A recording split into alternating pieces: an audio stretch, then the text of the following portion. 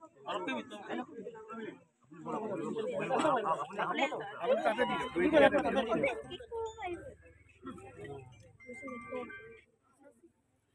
ini kan Bapak?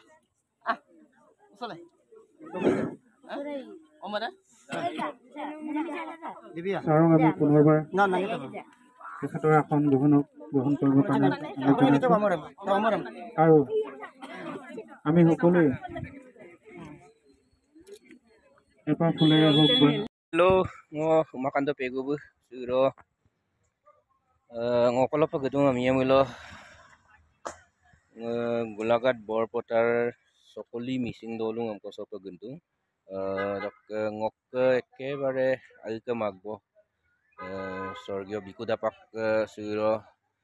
Ngolu misi pan dotgang amdo, dotgalong dok siro buka legang seko kapa itu sih apa ngomong lengkan pan noluk ke sorgyo biku dapak bu asolote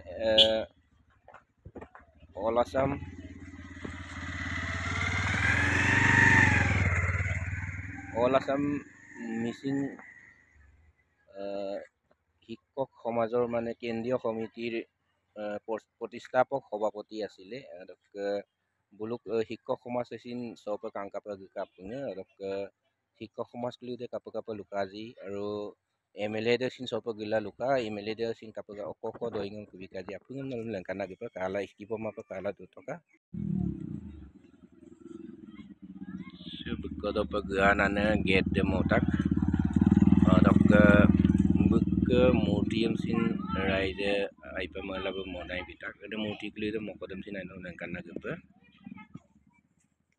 বিকু দাপাকৰ সহধৰ্মিনী নমিতা পেগু দাপাকক অনুৰোধ জনায়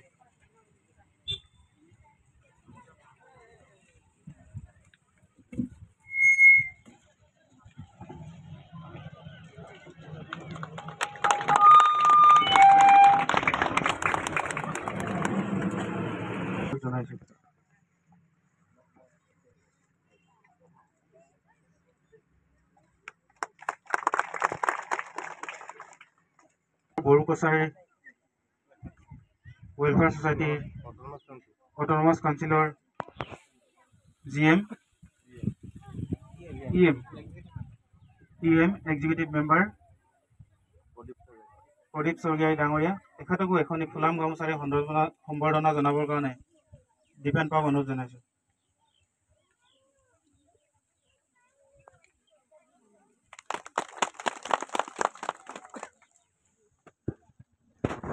আৰু ইয়াৰ মাজতে আমাৰ মাজত উপস্থিত আছে সদৌ মিচিং শিক্ষক সমাজৰ চিফ সেক্ৰেটাৰী পংকজ মিলি ডাঙৰীয়া তেখেতকো এখনি ফুলাম গামোচাৰে হয় বাৰু ঠিক আছে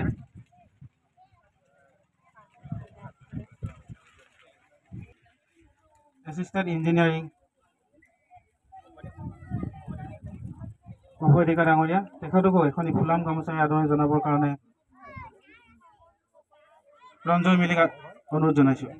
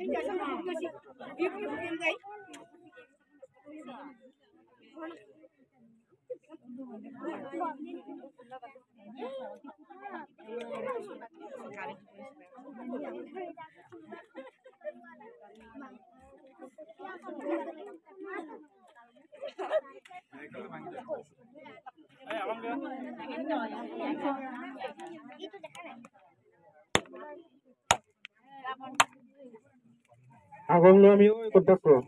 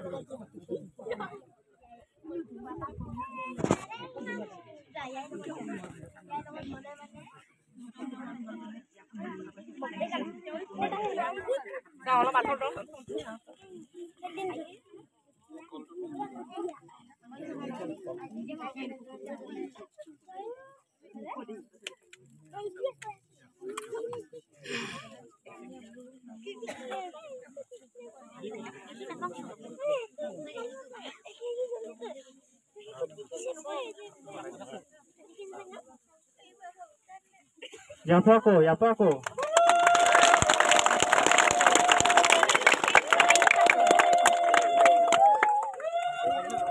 Missing regam turiarye. Missing regam turiarye. Missing regam turiarye. Missing regam. Missing regam. Missing regam. ধন্যবাদ। উপস্থিত থকা বিকুদাপাকৰ মাতৃ তেখেতৰ পত্নীকে ধৰি পৰিয়ালবৰ্গ আমাৰ মাজত উপস্থিত থকা সঞ্জীৱ বৰুৱা ডাঙৰীয়া, হিৰাচৰ বড়ো ডাঙৰীয়া, প্ৰদীপ স্বৰ্গীয়াৰী ডাঙৰীয়া, সুশীল কলিতা ডাঙৰীয়া, তপন শৰ্মা ডাঙৰীয়া, ইয়াত উপস্থিত মিচিং জাতীয় সংগঠনৰ বিভিন্ন দায়িত্বত থকা বিষয়ববীয়াসকল, উপস্থিত এই গাঁৱৰ ৰাইজ সুধীবৃন্দ, মই প্ৰথমতে বিকুদাপাকৰ পবিত্ৰ আত্মাৰ চিৰশান্তি কামনা কৰিছোঁ। আশা কৰিছোঁ যে ভগৱানৰ ঘৰত এক চিৰস্থায়ী আসন বিকুদাপাকে লাভ কৰে। আমাৰ মাজৰ পৰা এজন প্ৰতিভাৱান যুৱক, মোৰ এজন মৰমৰ ভাতৃ বিকুদাপাকক হেৰুৱাইছিলোঁ আৰু সেইদিনা আলি আই লৃগাঙলৈ ময়ো অহা কথা আছিল, কিন্তু সৰু পথাৰত নথকাৰ বাবে, ইয়াৰ পৰা গোলাঘাটৰ বাহিৰত থকাৰ বাবে সেইদিনা আহিব নোৱাৰিলোঁ। তাৰ পাছৰ দিনা এই দুখৰ খবৰটো আমি লাভ কৰিছিলোঁ আৰু বিশ্বাস কৰিবলৈ মন যোৱা নাছিল যে মাত্ৰ তাৰ 4-5 দিন আগতে বিকুদাপাক মোৰ ঘৰলৈ আহিছিল, আলি আই লৃগাঙলৈ নিমন্ত্ৰণ জনাইছিল আৰু সেইদিনাও যিদিনা আলি আই লৃগাং অনুষ্ঠিত হৈছিল সেইদিনা দিনতো আমাৰ লগত যোগাযোগ আহিছিল। সদায় আনৰ কাৰণে চিন্তা কৰা, গাঁওখনৰ কাৰণে চিন্তা কৰা, অঞ্চলটোৰ কাৰণে চিন্তা কৰা, দুখীয়া মানুহৰ কাৰণে চিন্তা কৰা বিকুদাপাক যে এনেদৰে হঠাৎ নোহোৱা হ'ব এই কথা আচলতে কোনেও ভাবিবই পৰা নাছিল। আজি বহুদিন ধৰি বিকুদাপাকৰ লগত আমাৰ ব্যক্তিগতভাৱে এটা আত্মিক সম্পৰ্ক আছে বা আছিল। তেওঁ গোলাঘাটৰ বাহিৰত চাকৰি কৰি থকা সময়ছোৱাতে ফোন যোগে, হোৱাটছআপ যোগে আমাৰ ৰেগুলাৰ যোগাযোগ আছিল আৰু যিমানবোৰ কথা তেওঁ আমাৰ লগত আলোচনা কৰিছিল এই কথাবিলাকৰ ভিতৰত সদায় গাঁওখনৰ কথা, গাঁৱৰ দুখীয়া মানুহৰ কথা, গাঁৱৰ ৰাস্তাৰ কথা বা আলি আই লৃগাঙৰ কথা, এইবিলাক কথাই তেওঁ সদায় পাতিছিল। প্ৰত্যেক মুহূৰ্ততে আনৰ কাৰণে চিন্তা কৰাৰ যি এক দুৰ্বাৰ হেঁপাহ বিকুদাপাকৰ আছিল, আমাৰ সমাজত এনেধৰণৰ মানুহ খুব কম থাকে আৰু সেইকাৰণে হয়তো আজি বিকুদাপাকৰ স্মৃতিচাৰণৰ এই অনুষ্ঠানত গাঁৱৰ সকলো লোক আহিছে, এই অঞ্চলটোৰ লোক আহিছে, কাৰণ আমি প্ৰত্যেকেই বিকুদাপাক নোহোৱাৰ দুখ অনুভৱ কৰিছোঁ আৰু বিকুদাপাক নোহোৱাৰ যি সাংস্কৃতিকভাৱে তেওঁ সক্ৰিয় আছিল, এটা সংস্কৃতিপৰায়ণ মন আছিল, সমাজৰ দুখীয়া মানুহৰ নামৰ এখন তালিকাও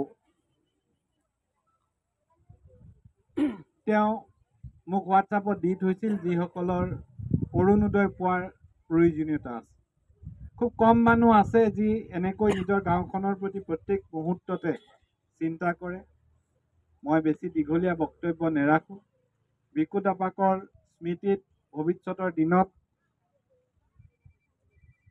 আৰু অধিক কিবা গাঁওখনত হ'ব, অঞ্চলটোত হ'ব, আমি তাকে আশা কৰিছোঁ।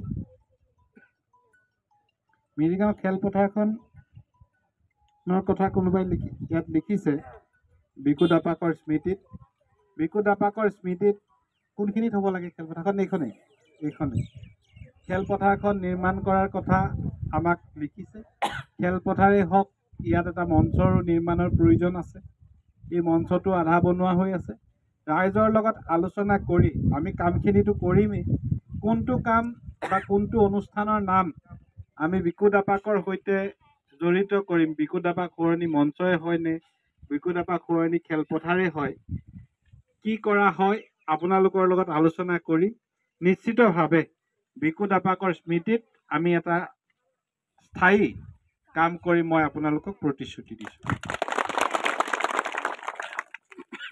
মই আৰু বেছি দীঘলীয়া বক্তব্য নেৰাখোঁ। বিকু দাপাকৰ পৰিয়ালটোৰ লগত ভৱিষ্যতৰ দিনত যেতিয়াই প্ৰয়োজন হয়, যিকোনো ক্ষেত্ৰত সদায় আমি থাকিম, গাঁওখনৰ লগত থাকিম।